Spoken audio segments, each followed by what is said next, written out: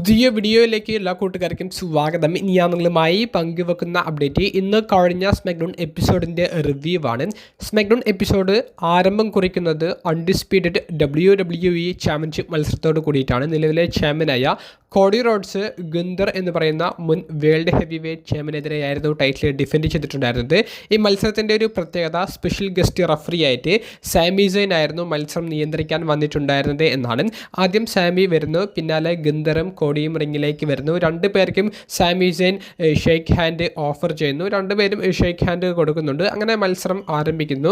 നല്ല സ്പീഡോട് കൂടിയിട്ടുള്ള മത്സരമായിരുന്നു. നമ്മൾ പ്രതീക്ഷിച്ച പോലെ തന്നെ സാമി സെയിൻ്റെ ചില ഇടപെടലുകൾ അത് ഗുന്തറിനെയും കോഡി റോഡ്സിനെയും ഒരുപോലെ ഈ മത്സരത്തിൽ വിഷമിപ്പിക്കുന്നുണ്ട്. കൂടുതലും കോഡി റോഡ്സിനെതിരെയുള്ള ഒരു തീരുമാനങ്ങളാണ് സാമി സെയിൻ ആദ്യമേ ഈ മത്സരത്തിൽ കൈക്കൊണ്ടത് എന്നുള്ളത് നമുക്ക് കാണാൻ സാധിക്കും.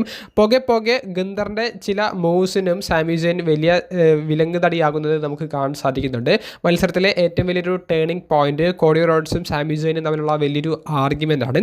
ഇതേ രീതിയിലേക്ക് ഗുന്തറിനെതിരെയും ഒരു ആർഗ്യുമെൻറ്റ് സാമി സെയിൻ നടത്തുന്നുണ്ട്. പക്ഷേ ഗുന്തർ സാമിയെ പിടിച്ച് തള്ളുന്നതും പവർ ബോംബ് എന്ന് പറയുന്ന മൂവ് ഉപയോഗിച്ച് ആക്രമിക്കുന്നതുമാണ് നമുക്ക് കാണാൻ സാധിക്കുന്നത്. ഈ അവസരത്തിൽ കോഡി റോഡ്സ് എന്ന മൂവ് ഉപയോഗിച്ചുകൊണ്ട് ഗുന്തറിനെ അടിക്കുന്നു. ഈ അവസരത്തിൽ മറ്റൊരു റഫറി വന്നിട്ട് കൗണ്ട് ചെയ്യാൻ വേണ്ടി ശ്രമിക്കുന്നു. അങ്ങനെയുള്ള മുഹൂർത്തങ്ങളിലൂടെയാണ് മത്സരം പോകുന്നത്. എന്നാൽ ഈ റഫറിയെ സാമി സെയിന് കാല് പിടിച്ച് വലിച്ച് റിങ്ങിൻ്റെ പുറത്തേക്ക് ഇടുന്നതായിട്ട് നമുക്ക് കാണാൻ സാധിച്ചു. അങ്ങനെ സംഭവബഹുലമായി പോയിക്കൊണ്ടിരിക്കുന്ന മത്സരത്തിൽ ഈ ഗുന്തറിനെതിരെ ഈ സാമി വന്നിട്ട് അദ്ദേഹം റോപ്പിൽ പിടിച്ചു നിൽക്കുന്ന സമയത്ത് കാലുകൊണ്ട് ഗുന്തറിൻ്റെ കൈ തട്ടിമാറ്റുന്നതും ഈ അവസരത്തിൽ അതൊരു പിൻഫോളിലേക്ക് മാറുന്നതും പെട്ടെന്ന് ഒരു ഫാസ്റ്റ് കൗണ്ട് ചെയ്തിട്ട് സാമി സെയിൻ കോഡി റോഡ്സിന് ടൈറ്റിൽ റിട്ടേൺ ചെയ്യാൻ പറ്റുന്ന രീതിയിലേക്ക് മത്സരത്തിൻ്റെ ഗതി തന്നെ മാറ്റുന്നതുമായിട്ടുള്ള ഒരു രീതിയിലേക്കാണ് മത്സരം പോയത്. ഇതിനെ ചൊല്ലി ഗുന്തർ വലിയ രീതിയിൽ ക്ഷുഭിതനാകുന്നതും ഈ ഗൊറില്ല പൊസിഷനിൽ ബാക്ക് സ്റ്റേജിൽ വെച്ചിട്ട് ഈ ഗുന്തറും കോഡി റോഡ്സും സാമി സെയിനും വലിയൊരു ആർഗ്യുമെൻറ്റ് നടത്തുന്നതും ഇതൊരു റീമാച്ചിലേക്ക് പോകാം എന്നുള്ളത് കോഡി റോഡ്സ് പറയുന്നതുമായി കാണാൻ സാധിച്ചു. ഇതേ സമയത്ത് ഗൊറില്ല പൊസിഷനിൽ ഗുന്തർ സാമി സെയിനെ ആക്രമിക്കുകയും ചെയ്തു. അങ്ങനെ ഈ ഒരു മാച്ചിൻ്റെ റീമാച്ച് റീസ്റ്റാർട്ടാകുന്നു. അങ്ങനെ മത്സരം തുടങ്ങി 1 മിനിറ്റിനുള്ളിൽ തന്നെ മത്സരം സാമി സെയിൻ്റെ ഇടപെടൽ മൂലം ഡിസ്ക്വാളിഫിക്കേഷനിലൂടെ അവസാനിക്കുന്നു. ഗുന്തറിനെ സാമി ആക്രമിക്കുന്നു. കോഡി റോഡ്സ് പിറകിലൂടെ വന്നിട്ട് സാമിയുടെ ഷോൾഡറിൽ കൈവയ്ക്കുന്ന ഒരു സമയത്ത് ആ ടൈറ്റിൽ ഉപയോഗിച്ചുകൊണ്ട് കോഡി റോഡ്സിനെയും സാമി സെയിൻ ആക്രമിക്കുന്നുണ്ട്. അങ്ങനെ രണ്ടുപേരെയും സാമി ആക്രമിക്കുന്ന രീതിയിൽ വളരെ ഫ്രസ്ട്രേറ്റഡ് ആയിട്ടും വളരെ വിഷമത്തോടു കൂടിയും സാമി സെയിൻ ബാക്ക് സ്റ്റേജിലേക്ക് പോകുന്നതോടു കൂടിയിട്ടാണ് സംഭവ ബഹുലമായിട്ടുള്ള ആ ഒരു ഓപ്പണിംഗ് മാച്ച്, ആ ചാമ്പ്യൻഷിപ്പ് മത്സരം അവസാനിക്കുന്നത്. അതിനുശേഷം നമുക്ക് നേരെ ഒരു ബാക്ക് സ്റ്റേജ് സെഗ്മെൻ്റ് ആയിരുന്നു കാണാൻ സാധിച്ചത്. മുൻ വുമൻസ് ചാമ്പ്യനായ jade Kargil night of champions എന്ന പ്രീമിയം ലൈവ് ഇവൻറ്റിലേക്ക് നിലവിലെ വുമൻസ് യുണൈറ്റഡ് സ്റ്റേറ്റ്സ് ചാമ്പ്യനായ ടിഫനി സ്ട്രാറ്റിൻ്റെ ചാമ്പ്യൻഷിപ്പിന് ഒരു മാച്ച് ചോദിക്കുന്ന ഒരു ബാക്ക് സ്റ്റേജ് സെഗ്മെൻ്റ് ആയിരുന്നു നടന്നിട്ടുണ്ടായിരുന്നത്.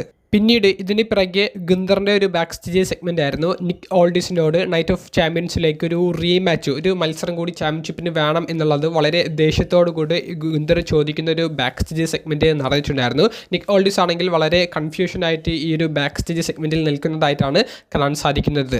വീണ്ടും ഒരു ബാക്ക് സ്റ്റേജ് സെഗ്മെൻ്റ് ആയിരുന്നു നടന്നിട്ടുണ്ടായിരുന്നത്. MFT ടീമിൻ്റെ ലീഡറായ സോളോ സിക്കോവയുടെ അടുത്തേക്ക് ഒരിക്കൽ കൂടി ജേക്കബ് ഫാറ്റു ചെല്ലുന്നു. ജെ ഉസോയുടെ മത്സരം കൃത്യമായി നടക്കാൻ വേണ്ടിയിട്ടാണ് ജേക്കബ് ഫാറ്റു സ്മാക്ഡൗണിലേക്ക് വന്നത് എന്ന് പറയുന്നു. ആരുടെയും ഇടപെടൽ ഇല്ലാതിരിക്കാൻ വേണ്ടിയിട്ടാണ് താൻ വന്നത് എന്ന് പറയുന്നു. ഒരിക്കൽ കൂടി ബ്ലാക്ക് ലൈനിലേക്കുള്ള ഇൻവിറ്റേഷൻ സോളോ സിക്കോവയ്ക്ക് മുന്നിലേക്ക് വെക്കുന്നു. പക്ഷേ സോളോ സിക്കോവ അത് റിജക്റ്റ് ചെയ്യുന്നുണ്ട്. തുടർന്ന് MFT ടീമിലെ ടോള ടോങ്കയും സോളോ സിക്കോവുമായിട്ട് ചിലൊരു അഭിപ്രായ വ്യത്യാസങ്ങൾ ഉണ്ടാകുന്നുണ്ട്. ജേക്കബ് ഫാറ്റു എന്തിനാണ് നിരന്തരമായിട്ട് സോളോ സിക്കോവയെ മീറ്റ് ചെയ്യുന്നത് എന്നുള്ള തലത്തിലുള്ള ഒരു അഭിപ്രായ വ്യത്യാസം അവിടെ നടക്കുന്നു. ഇവരുടെ ടാഗ് ടീം ചാമ്പ്യൻഷിപ്പ് മത്സരത്തിൽ സോളോ സിക്കോവ ഇവരുടെ കൂടെ വരണ്ട എന്നുള്ളതും MFT ടീം ആവശ്യപ്പെടുന്നതായി കാണാൻ സാധിച്ചു.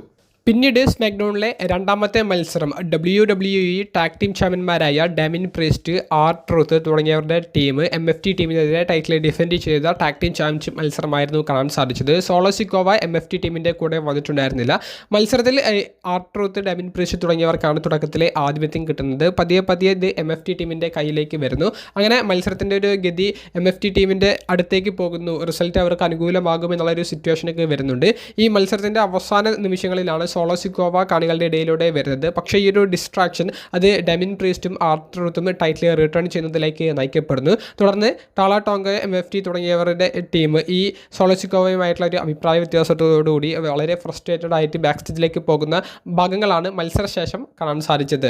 വീണ്ടും ബാക്ക് സ്റ്റേജ് സെഗ്മെൻ്റ് ആയിരുന്നു നടന്നിട്ടുണ്ടായിരുന്നത്. സാമി സെയിൻ അദ്ദേഹത്തിൻ്റെ എന്തൊക്കെയാണ് സംഭവിച്ചത് എന്നുള്ളത് ജോണി ഗർഗാനയോട് വിവരിക്കുന്നുണ്ട്. ജോണി ഗർഗാനോ അദ്ദേഹം കോമയിൽ കിടക്കുന്ന പോലെയാണ് അദ്ദേഹത്തിൻ്റെ സെഗ്മെൻറ്റുകൾ ഇപ്പോൾ ചെയ്തുകൊണ്ടിരിക്കുന്നത്. നിരന്തരമായിട്ട് സാമിയുടെയും ജോണി ഗർഗാനയുടെയും സെഗ്മെൻറ്റ് ഇത്തരത്തിൽ തന്നെ സ്മാക്ഡൗണിൽ കാണിക്കുന്നുണ്ട്. ഇപ്രാവശ്യവും അത് തന്നെ നടക്കുന്നു.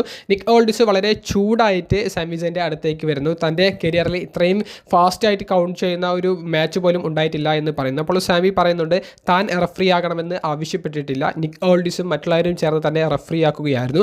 ഇപ്പോൾ എല്ലാ പ്രശ്നവും തൻ്റെ തലയ്ക്ക് മീതെയാണ് വരുന്നത്.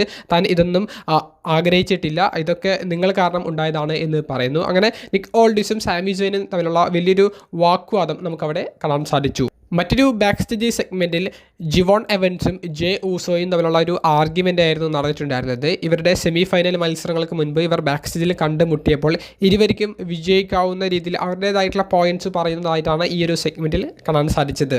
പിന്നീട് സ്മാക്ഡൗൺ എപ്പിസോഡിലെ മൂന്നാമത്തെ മത്സരമായിട്ട് റിക്കി സയൻസ് വേഴ്സസ് കാർമേലോ ഹെയ്സ് തമ്മിലുള്ള മത്സരമായിരുന്നു നടന്നിട്ടുണ്ടായിരുന്നത്. ഇതൊരു നമ്പർ 1 കണ്ടൻഡേഴ്സ് മത്സരമായിരുന്നു.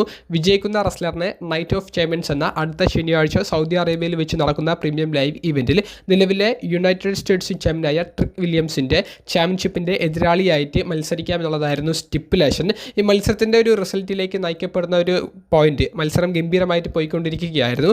റിക്കി സയൻസ് ടേൺ ബക്കിളിലേക്ക് കാർമേലോ ഹെയ്സിനെ തള്ളിയിടുന്നു. ഈ ഒരു അവസരത്തിൽ തലപോയി ഇടിച്ച ആ ഒരു പേടിൽ ആ ഒരു ടേൺ ബക്കിളിൽ പോയി ഇടിച്ച അവസരം മുതലെടുത്തുകൊണ്ട് കാർമേലോ ഹെയ്സിനെ പിൻഫോളിലൂടെ റിക്കി സയൻസ് പരാജയപ്പെടുത്തുന്നു. നൈറ്റ് ഓഫ് ചാമ്പ്യൻസിലേക്ക് ആ US ടൈറ്റിൽ മത്സരം റിക്കി സയൻസ് സ്വന്തമാക്കുന്നു. വീണ്ടും സ്മാക്ഡൗണിലെ ഒരു ബാക്ക് സ്റ്റേജ് സെഗ്മെൻ്റ് ആയിരുന്നു. നൈറ്റ് ഓഫ് ചാമ്പ്യൻസ് എന്ന പ്രീമിയം ലൈവ് ഇവൻറ്റിൽ ഒരു ട്രിപ്പിൾ ത്രെറ്റ് വേണം എന്നുള്ളത് കോഡി റോഡ്സ് നിക് ഓൾഡിസിനോട് പറയുന്നതും നിക് ഓൾഡിസ് അത് ആക്സെപ്റ്റ് ചെയ്യുന്നതുമാണ് കാണാൻ സാധിച്ചത്. പിന്നീട് ഇതുവരെ നടന്ന സ്മാക്ഡൗണിലെ ബാക്ക് സ്റ്റേജ് സെഗ്മെൻറ്റിൽ നിന്ന് വ്യത്യസ്തമായിട്ട് ഡെൻ ഹാൻസൻ്റെ ഒരു സെഗ്മെൻറ്റ് നടക്കുന്നു. അവിടെ മിസ്, കിറ്റ് വിൽസൺ തുടങ്ങിയവരെ മേൽ ഒരു പരീക്ഷണം നടത്തുന്ന ഡെൻ ഹാൻസൻ്റെ ആ ഒരു ഭാഗങ്ങളിലേക്ക് ലോസ് ഗാർസ ടീം വരുന്നു. അവർ അവരുടെ ആ പൈസ ആവശ്യപ്പെട്ടതിനുള്ള ഒരു ഉപകാരം തിരികെ ഡെൻ ഹാൻസിൻ്റെ ഭാഗത്ത് കിട്ടിയില്ല എന്ന് പറഞ്ഞുകൊണ്ട് ഡെൻ ഹാൻസിൻ്റെ കോളറിലേക്ക് പിടിച്ചുകൊണ്ട് ചൂടാകുന്നു. അവിടെ മാറ്റ് കാർഡോണ വന്നിട്ട് ഡെൻ ഹാൻസിന് ഒപ്പം നിൽക്കുന്നു. ലോസ് ഗാർസയുമായിട്ട് ഇങ്ങനെ എതിർത്ത് നിൽക്കുന്നത് ആ ഒരു ഭാഗം കൂടി ഞാൻ കാണിച്ചുകൊണ്ടാണ് ആ ഒരു സെഗ്മെൻറ്റ് അവസാനിക്കുന്നത്. പിന്നീട് നടന്ന ഒരു ബാക്ക് സ്റ്റേജ് സെഗ്മെൻറ്റിൽ ടാഗ് ടീം ടൈറ്റിൽ റിട്ടേൺ ചെയ്തതിനോട് ആർട്രൂത്തിനെ ഇന്ന് കൺഗ്രാജുലേറ്റ് ചെയ്യാൻ വേണ്ടിയിട്ട് ഫിൻ ബാലർ അങ്ങോട്ടേക്ക് ചെല്ലുന്നു. ആർട്രൂത്ത് പതിവ് പോലെ ഈ ജഡ്ജ്മെൻ്റ് ടീമിൻ്റെ ആ ഒരു ഹിസ്റ്ററിയൊക്കെ പറയുന്നുണ്ട്. ഈ ജഡ്ജ്മെൻ്റ് ടീമിൽ നീ വന്നതൊക്കെ നന്നായിട്ടുണ്ട് എന്നൊക്കെ പറയുന്നുണ്ട്. നമുക്കിനി എല്ലാം നേടിയെടുക്കണം എന്നൊക്കെ പറയുന്നു. അങ്ങോട്ടേക്ക് ഡാമിൻ പ്രീസ്റ്റ് വരുന്നു. ഫിൻ ബാലറും ആർട്രൂത്തും സംസാരിക്കുന്നതിനെ സംബന്ധിച്ച് സംസാരിക്കുന്നു. ഫിൻ ബാലറിന് ഒരിക്കലും വിശ്വസിക്കാൻ കൊള്ളില്ലാത്തത് കൊണ്ട് തന്നെ നിങ്ങൾ പ്ലാൻ ചെയ്യുന്ന ആ ഒരു ട്രിപ്പിലേക്കൊന്നും തന്നെ പ്രതീക്ഷിക്കേണ്ട എന്ന് പറഞ്ഞ് ഡാമിൻ പ്രീസ്റ്റ് അവിടെ നിന്ന് പോകുന്നു. എന്താണ് സംഭവിച്ചത് എന്നുള്ളത് ആർട്രൂത്ത് മനസ്സിലാക്കാത്ത പോലെ ഒരു ഭാഗം, ഒരു കോമഡി എൻ്റർടൈനിങ് സെഗ്മെൻ്റ് ആയിരുന്നു അവിടെ ചെയ്തിട്ടുണ്ടായിരുന്നത്. പിന്നീട് സ്മാക്ഡൗൺ റിങ്ങിലേക്ക് തിരികെ വരുന്നു. സ്മാക്ഡൗൺ എപ്പിസോഡിലെ 4ാമത്തെ മത്സരമായിട്ട് ഈ കിങ് ഓഫ് ദ റിംഗ് ടൂർണമെൻറ്റിലെ 2ാമത്തെ സെമി ഫൈനൽ മത്സരമായി ജെ ഊസോയും ജിവോൺ എവൻസും തമ്മിലുള്ള മത്സരം നടക്കുന്നു. ഇന്നത്തെ സ്മാക്ഡൗണിലെ മാച്ച് ഓഫ് ദ നൈറ്റ് എന്ന് പറയാൻ പറ്റുന്ന മത്സരമായിരുന്നു. എനിക്ക് ഏറ്റവും ഇഷ്ടപ്പെട്ടതും ഈ ഒരു മാച്ചായിരുന്നു. വിജയിക്കുന്ന റെസ്ലറിന് നൈറ്റ് ഓഫ് ചാമ്പ്യൻസ് എന്ന പ്രീമിയം ലൈവ് ഇവൻറ്റിൽ ഒബാഫെമിക്കെതിരെ കിങ് ഓഫ് ദ റിംഗ് ക്രൗണിന് വേണ്ടിയിട്ട് ഫൈനലിലേക്ക് യോഗ്യത നേടാം എന്നുള്ളതായിരുന്നു മത്സരത്തിൻ്റെ ഒരു സ്റ്റിപ്പുലേഷൻ. ഗംഭീരമായിട്ടുള്ള ഒരു മാച്ച്. ജിവോൺ എവൻസ് വിജയിക്കുമെന്ന് നമ്മളെ തോന്നിപ്പിച്ച രീതിയിലുള്ള ഒരു പ്രകടനം പതിവ് പോലെ ജിവോൺ എവൻസിൻ്റെ ഭാഗത്ത് നിന്ന് നമുക്ക് കാണാൻ സാധിച്ചു. എക്സ്പീരിയൻസും നിലവിലെ സ്റ്റോറി ലൈൻ അഡ്വാൻറ്റേജും കൂടുതലുള്ളത് ജെ ഊസോയുടെ കൂടെ ആയതുകൊണ്ട് തന്നെ പിൻഫോളിലൂടെ ജെ ഊസോ ജിവോൺ എവൻസിനെ പരാജയപ്പെടുത്തിക്കൊണ്ട് ഫൈനലിലേക്ക് യോഗ്യത നേടുന്നു. നല്ല പ്രകടനം ജെ ഊസോയുടെ ഭാഗത്ത് നിന്ന് കാണാൻ സാധിച്ചു. ജിവോൺ എവൻസ് അടുത്ത ഒരു മെയിൻ ഇവൻറ്റിൽ എപ്പോഴും നിൽക്കാൻ പറ്റുന്ന ഒരു കാലിബറുള്ള ഒരു റെസ്ലറാണ് എന്ന് നമുക്ക് നിസ്സംശയം പറയാൻ സാധിക്കും. മത്സരശേഷം ജിവോൺ എവൻസിൻ്റെ കൈ ഇങ്ങനെ എടുത്ത് പൊന്തിച്ച് അടുത്ത തലമുറയിലെ താരം ഇവനാണ് എന്നുള്ളത് ജെ ഊസോ അംഗീകരിച്ചു കൊടുക്കുന്നതായിട്ട് നമുക്ക് കാണാൻ സാധിക്കുകയുണ്ടായി. വീണ്ടും ബാക്ക് സ്റ്റേജ് സെഗ്മെൻറ്റിലേക്കാണ് സ്മാക്ഡൗൺ എപ്പിസോഡ് തിരികെ വരുന്നത്. സോളോസിക്കോവയും ജേക്കബ് ഫാറ്റുവും ഒരിക്കൽ കൂടി ബാക്ക് സ്റ്റേജിൽ കണ്ടുമുട്ടുന്നു. ജേക്കബ് ഫാറ്റുവിനോട് സോളോസിക്കോവ പറയുന്നുണ്ട് റോമൻ റെയിൻസ് നിന്നെ ഇങ്ങോട്ടേക്ക് അയച്ചത് തൻ്റെ ഫാമിലിക്കുള്ളിൽ പ്രശ്നങ്ങൾ സൃഷ്ടിക്കാൻ വേണ്ടിയിട്ടാണ്. അപ്പോൾ റോമൻ റെയിൻസിനോട് പറഞ്ഞോളൂ ഇനിയും തൻ്റെ കാര്യങ്ങളിൽ ഇടപെട്ടാൽ ഞാൻ റോമൻ റെയിൻസിന് എതിരെ അങ്ങോട്ടേക്ക് വന്ന് റോമൻ റെയിൻസിൻ്റെ കാര്യങ്ങളിൽ ഇടപെടും. എൻ്റെ ബിസിനസ്സിൽ നിന്ന്, എൻ്റെ ഫാമിലി കാര്യങ്ങളിൽ നിന്ന് നിങ്ങൾ മാറിത്തരണം എന്നുള്ളതാണ് ഒരു റോമൻ റെയിൻസിനുള്ള മെസ്സേജ് പോലെ സോളോസിക്കോവ ജേക്കബ് ഫാറ്റുവിനോട് പറയുന്നതായിട്ട് കാണാൻ സാധിച്ചത്. പിന്നീട് നടന്ന ബാക്ക് സ്റ്റേജ് സെഗ്മെൻറ്റിൽ ജെഡ് കാർഗിലിൻ്റെ നൈറ്റ് ഓഫ് ചാമ്പ്യൻസിലെ ആ ഒരു ചലഞ്ച് ടിഫനി സ്ട്രാറ്റൺ എന്ന് പറയുന്ന women's united states champion accept ചെയ്യുന്നതായിട്ട് നമുക്ക് കാണാൻ സാധിച്ചു.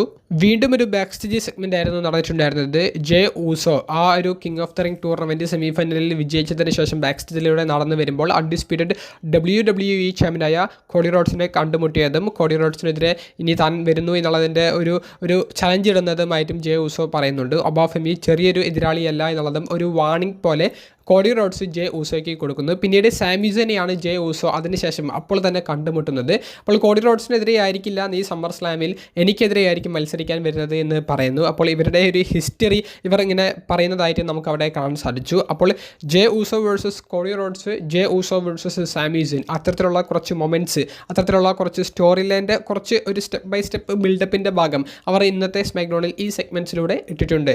സ്മാക്ഡൗൺ എപ്പിസോഡിൽ നടന്ന അഞ്ചാമത്തെയും മെയിൻ ഇവൻറ്റുമായിട്ട് നടന്ന മത്സരം Charlotte Flair versus Liv Morgan തമ്മിലുള്ള ക്വീൻ ഓഫ് ദ റിംഗ് ടൂർണമെൻറ്റിൻ്റെ രണ്ടാമത്തെ സെമി ഫൈനൽ മത്സരമായിരുന്നു. ഈ മത്സരത്തിൽ വിജയിക്കുന്ന റെസ്ലറിന് ഇയോ സ്കൈക്കെതിരെ ഈ ക്വീൻ ഓഫ് ദ റിംഗ് ടൂർണമെൻറ്റിൻ്റെ ഫൈനൽ മത്സരത്തിൽ നൈറ്റ് ഓഫ് ചാമ്പ്യൻസിൽ കളിക്കാം എന്നുള്ളതായിരുന്നു ഒരു സ്റ്റിപ്പുലേഷൻ.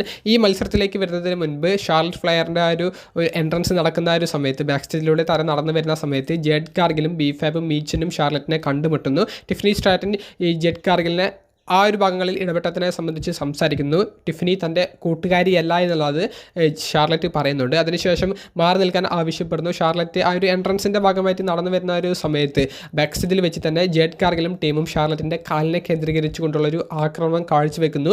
കാലിന് ഇഞ്ചുറി പറ്റിയ പോലെയുള്ള ഒരു ചില മൊമെൻറ്റ്സ് അവിടെ നടക്കുന്നു. ഒഫീഷ്യൽസൊക്കെ വന്നിട്ട് ഷാർലറ്റിനെ ചെക്ക് ചെയ്യുന്നുണ്ട്. ലിവ് മോർഗൻ എൻട്രൻസിന് വേണ്ടി അങ്ങോട്ടേക്ക് വരുന്നു. ഷാർലറ്റിനെ കളിയാക്കിക്കൊണ്ട് ലിവ് മോർഗൻ എൻട്രൻസ് കംപ്ലീറ്റ് ചെയ്യുന്നു. ഷാർലറ്റും ഇനി പൊരുതാം എന്നുള്ളൊരു രീതിയിൽ ആ ഇഞ്ചുറി വെച്ചിട്ട് ആ ഒരു കാര്യം വെച്ചിട്ട് റിംഗിലേക്ക് പോകുന്നു. മത്സരം ആരംഭിക്കുന്നതിന് മുൻപേ ലിവ് മോർഗൻ ഷാർലറ്റിൻ്റെ കാലിനൊരു ആക്രമണം കാഴ്ചവെക്കുന്നു. എന്നിട്ടും ഷാർലറ്റ് മത്സരം ആരംഭിപ്പിച്ചു. അങ്ങനെ മത്സരം തുടങ്ങി. ആ മത്സരത്തിൽ ലിവ് മോർഗൻ ഷാർലറ്റിൻ്റെ കാലിനെ കേന്ദ്രീകരിച്ചുകൊണ്ടുള്ള ഒരു ആക്രമണം കാഴ്ചവെക്കുന്നതും ആ രീതിയിലുള്ള സ്റ്റോറി ആയിരുന്നു മത്സരത്തിൻ്റെ ഒരു സൈക്കോളജി എന്ന രീതിയിൽ പറഞ്ഞു പോയത്.